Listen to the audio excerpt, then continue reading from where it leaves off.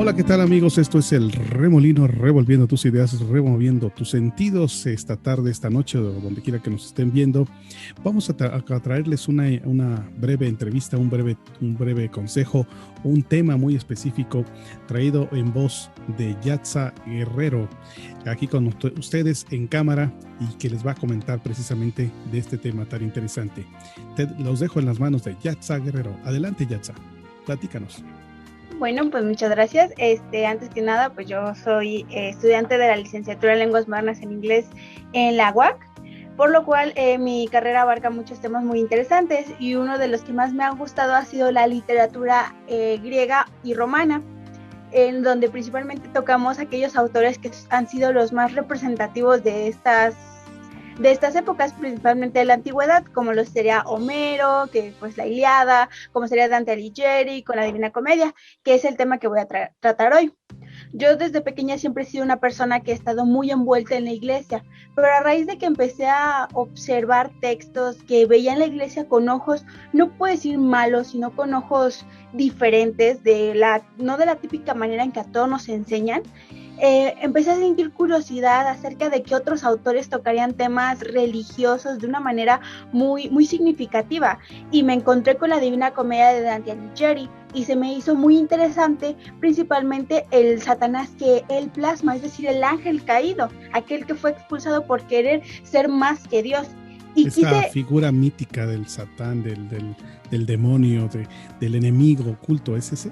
Sí, que principalmente, pues, cuando uno dice la palabra el diablo, Satanás, uno piensa en un hombre completamente rojo, con cuernos, cola, un tridente Claro. y con barba, como las pastorelas. Uh-huh. Yo dije, pero ¿realmente será así?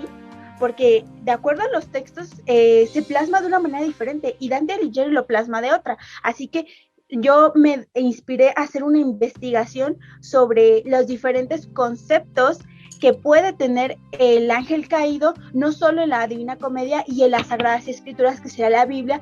Yo me estoy enfocando en la Biblia católica, yo soy católica, y pues dije, vamos a ver qué tantas diferencias hay y qué tantas similitudes, y a ver si hay otras religiones u otros contextos en donde se plasme de una figura diferente.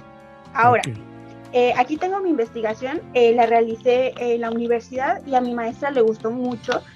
A mí también me encantó realizarla, fue una investigación bastante extensa, y lo que quisiera tocar es que, bueno, primero quisiera plasmar las dos imágenes que tiene Satanás dentro de la Divina Comedia y dentro de las Sagradas Escrituras.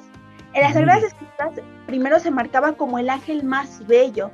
Él tenía una belleza descomunal, una belleza que la humanidad jamás va a poder encontrar, y él fue amado por Dios desde el momento en que lo creó.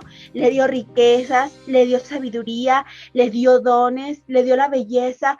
Su túnica estaba hecha con las más finas sedas, bordada de oro, decorada con rubíes, pero para él eso no fue suficiente. Él quiso ser más que Dios, él quiso igualarlo, imitarlo. Según la cuestión de la Biblia, ¿no? O sea, según la cuestión de la Biblia, eso fue lo que él hizo. A pesar de esos bienes y ¿cómo se lo pueden llamar? Pues sí, esas cosas que nosotros consideramos a nuestra vista bonitas, él simplemente dijo, no, yo quiero ser, aparte de tener lo que tengo, quiero ser más que Dios. Pero eso es de acuerdo a la Biblia, ¿verdad? Ajá. Él dijo, quiero más.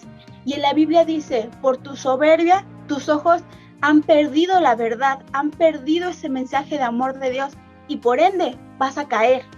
Tú ya no eres parte de nosotros y todos tus seguidores se irán contigo. Ustedes ya no tienen un lugar con nosotros porque ustedes han negado a Dios. Entonces es ahí cuando se produce la famosa guerra entre ángeles y demonios, y que se sintió en la tierra, y que los truenos eran los golpes de las espadas, y por eso es que él cae junto con todos sus seguidores a la espera del juicio final. Entonces, muchos dicen que él es el rey del infierno, pero de acuerdo a unos textos que encontré de las Siervas de la Pasión, que es una ordenación de monjas que se distribuyen alrededor del mundo, ellas tienen la teoría en sus textos de que Satanás nunca fue proclamado el rey del infierno. No, él bajó al infierno, él cayó desde el cielo hasta el infierno y él se autoproclama el rey, porque él decía, mejor ser rey en el infierno que siervo en el cielo. Okay. Entonces, ya el concepto de Satanás en las Sagradas Escrituras es ese, el ángel más bello. En ningún párrafo dice que él perdió su belleza. Él siguió siendo extremadamente bello. Es por eso que muchos católicos dicen que Satanás puede tomar cualquier forma para poder pues seducir a la gente, para que se pasen a su lado. Entonces yo ahí digo, ¿por qué lo plasman así en las pastorelas? Y eso ha sido por cuestiones culturales principalmente, que se revocaron mucho a la Edad Media, en la cual pues el miedo a Satanás era muy grande, la época oscura. Entonces ha sido como, bueno, esa ha sido la manera en que ha cambiado a lo largo de las culturas, principalmente la cultura mexicana, pues es esta típica imagen de las pastorelas. Sí, que eso finalmente es una herencia de las historias y las cantatas o los cantos propios de la Nueva España, que se importan de España. ¿Y cuál es la visión ahora? ¿Cuál es la visión ahora de la Divina Comedia? ¿Cómo se ve al diablo? Digo, me quedó la curiosidad. Primero, también abarcando el infierno en la Divina Comedia se divide en 9 círculos. Cada círculo tiene un castigo para cada pecado, el pecado de la gula, el pecado de la lujuria, pero en este caso vamos a tocar el pecado que cometió Satanás y la imagen de Satanás, que él cometió traición. Él traicionó la confianza de Dios al querer ser como él. Él está hasta el último infierno, ¿no? Hasta el más profundo, hasta el noveno. Hasta el noveno círculo, que no es como la cultura popular, lleno de llamas y muchos castigos, y no. El noveno círculo de la Divina Comedia de Dante Alighieri es un lago congelado.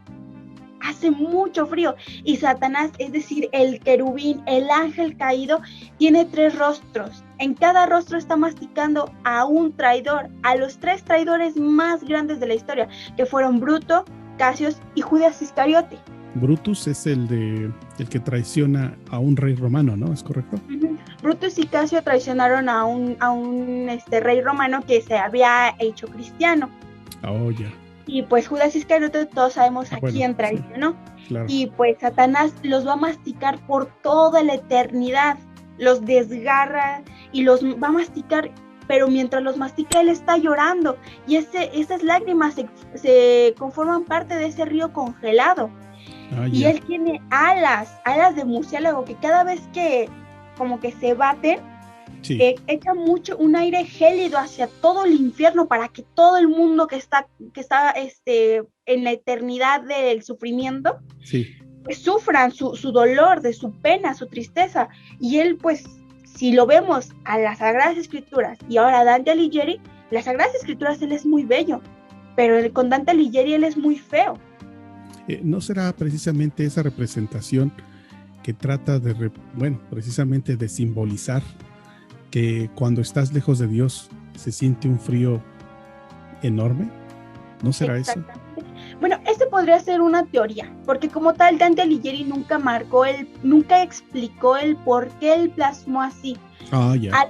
A las teorías que yo abarqué en esta investigación, tuve que irme con 2 sacerdotes y con un teólogo para que me explicaran sus teorías principalmente. Claro. Uno de los sacerdotes me dijo, una cosa es la belleza de Dios, que podría ser la belleza de las Sagradas Escrituras, y otra cosa la belleza del pecado. Es decir, Satanás se volvió bello, pero bajo el concepto del pecado. Es como la ética de los valores, como la ética de la fealdad y de la bondad, o algo así. Algo así. Ya.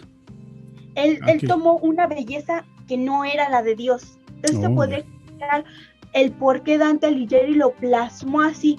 Dejemos de fuera la época en que vivió Dante Alighieri, las situaciones que él vivió, por qué lo decidió plasmar así. Eso podría ser una teoría. Él pudo haber dicho, pues la belleza de Dios no es la misma que la del pecado.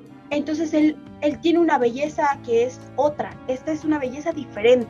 Entonces, para ir concretando, mi querida Yatza, entonces la belleza que él le dieron la pierde cuando baja al infierno, y en las tradiciones, digamos, culturales que nosotros le hemos visto, lo representan como un diablo rojo, pero en el libro de la Divina Comedia es un ser de 3 rostros con una belleza dentro de lo pero bueno, a lo mejor si no tú me corriges, es una belleza dentro de la misma fealdad del pecado.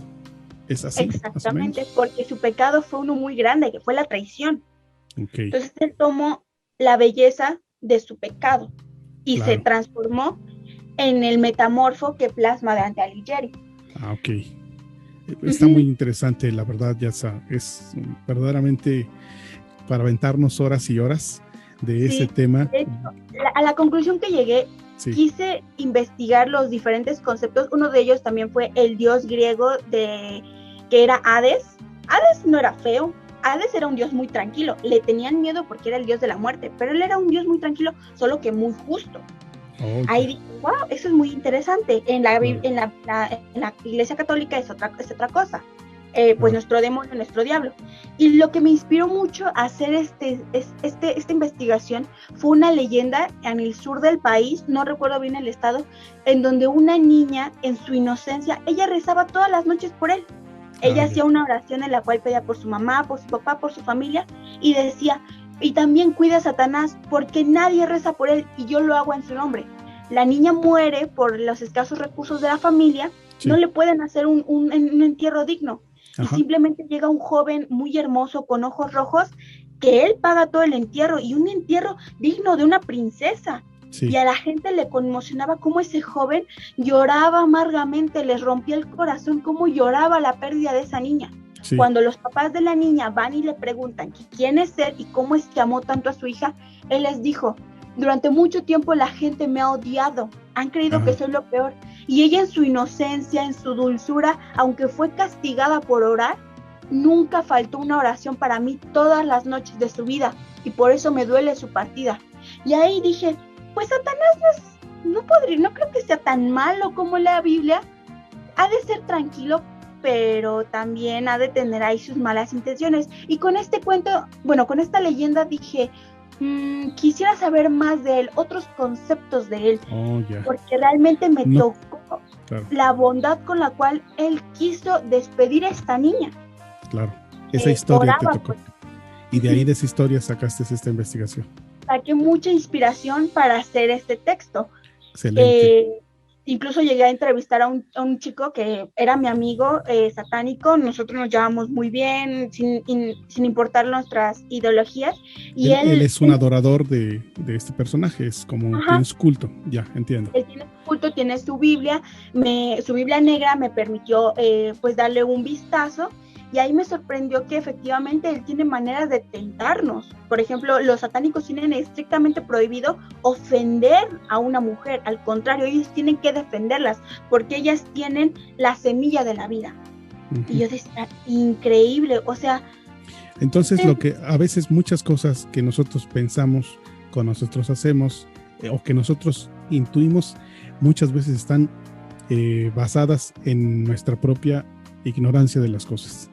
Exactamente, no mucha gente se atreve a decir, yo tengo un amigo satánico, sin embargo, él nunca me ha invitado a su culto. A mí mi amigo jamás me llegó a invitar a su culto, él respetaba que yo era católica, yo respetaba su ideología, porque digo, bueno, todos quieren creer en algo, mucha gente en esta vida quiere tener a fuerzas algo en que creer.